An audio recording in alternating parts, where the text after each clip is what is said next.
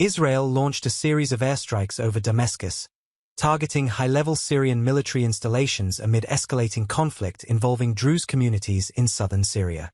On Wednesday afternoon, Israel struck two primary sites in central Damascus, the Syrian Defense Ministry headquarters and another facility near the presidential palace. A video posted by Israeli Defense Minister Israel Katz showed dramatic explosions in the city and was captioned, "The painful strikes have begun.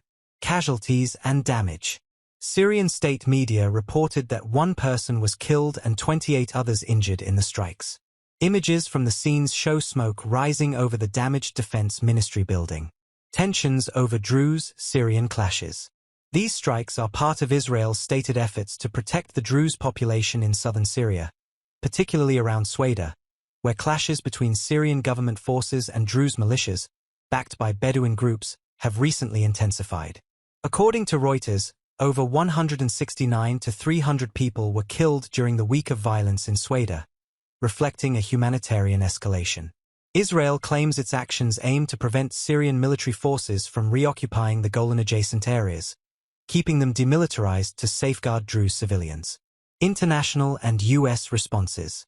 The U.S. Special Envoy to Syria, Tom Barrack, urged de-escalation and called for ceasefire negotiations in southern Syria. Meanwhile, Druze leaders and Israeli Druze activists crossed into Syria to aid their community, with the Israeli military monitoring their safe return. What comes next? The strikes mark a clear policy pivot.